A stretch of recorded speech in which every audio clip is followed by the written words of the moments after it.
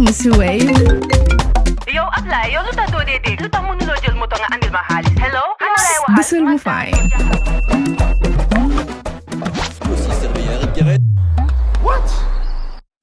Bësal mu fine. Oh, yes! Wave acts in Gambia. Deposit and withdraw money, pay bills, and buy mobile credit without fees. Transfer money wherever in the country for only 1% fee. At Wave, Bësal mu fine. Wave, your money is yours.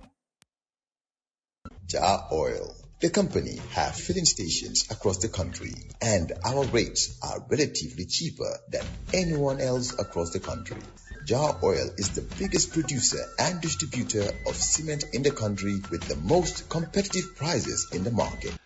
In my career, I have had the opportunity and privilege to be in leadership positions where I managed many other professionals. In all my positions of leadership, a critical tool I always utilize is the Command Climate Survey, or what some may call perception surveys. As the name suggests, perception surveys are primarily qualitative. They aim to gather opinions rather than provide factual data.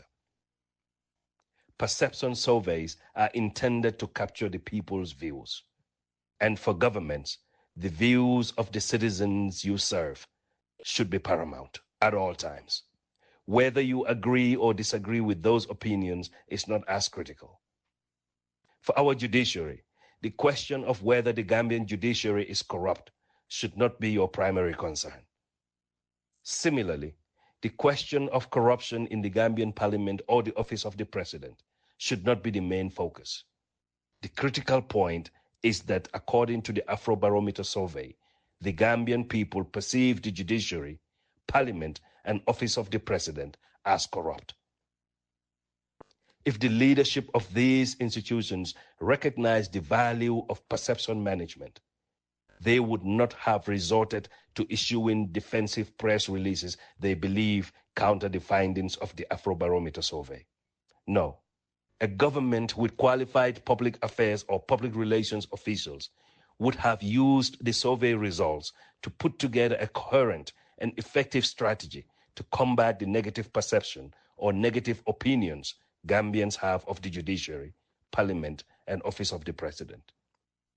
But typical of our aversion to opinions we don't like, the judiciary comforted itself with a defensive press release, and I guarantee you that they have zero plans to reflect on the survey findings or to seek to improve on the negative perception. The office of the president also came out with a verbose press release that is as jumbled as it is defensive. But this is what happens when you think that public relations or public affairs or information management are fields that anyone can do. For the record, I have a diploma in public affairs, so let me contribute my one-time annual quota to national development, especially for those who believe that some of us do not offer any solutions and all we do is talk. Usually, I will charge a fee for this, but because I am hopelessly in love with the colonial space, I am donating this advice as Salibo today. The Ministry of Information, in conjunction with other ministries and all government agencies, should start by designing an overarching national public affairs strategy based on their mission and vision. Other ministries would derive from this overarching strategy and develop communication plans in line with their mandate. The strategy and communication plans would all be living documents that are to be periodically reviewed and updated. What this does is help ensure a unified message delivery system that is proactive, consistent, and coherent. There is much more to this, but since I am not getting paid for this, I will ask you to Google the rest. But I can guarantee you that this scattergun approach of supposedly correcting misinformation with misinformation and issuing defensive press releases is never an effective public relations strategy. Lastly, it is tempting to reduce opinion surveys as mere opinions, but they are not. I think we all know of instances where the government trumpeted opinion surveys that others have of them. Perceptions or opinions matter and should matter. What I think of you would determine my relationship with you and how I interact with you, and it would shape my views of you. Perceptions shape a person's worldview. What people think matters to them is often shaped by their perception and their experience. It is the duty of the perceived, not the perceiver, to change the perception, to superimpose his reality on the perception. What a people want and what a government is giving them, and what the people feel and what a government is thinking must always align or be congruent if governance is to be for the people.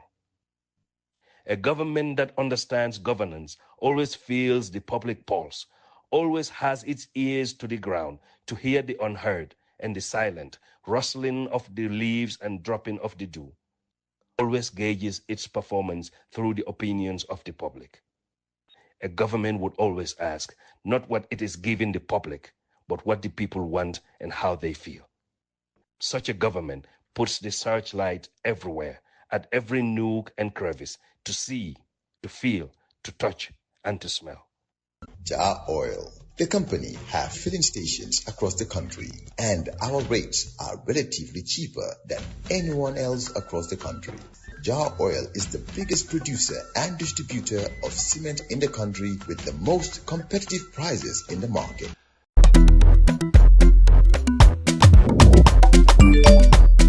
Axila James Wave. Yo, apply. Yo, luta do dede. Luta mo nulo jël moto nga andil ma xaalis. Hello? Busel mu fine. What? Busel mu fine. Oh, yes!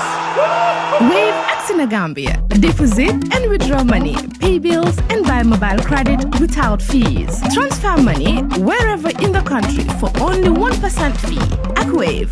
Busel mu fine? Wave. Your money is yours.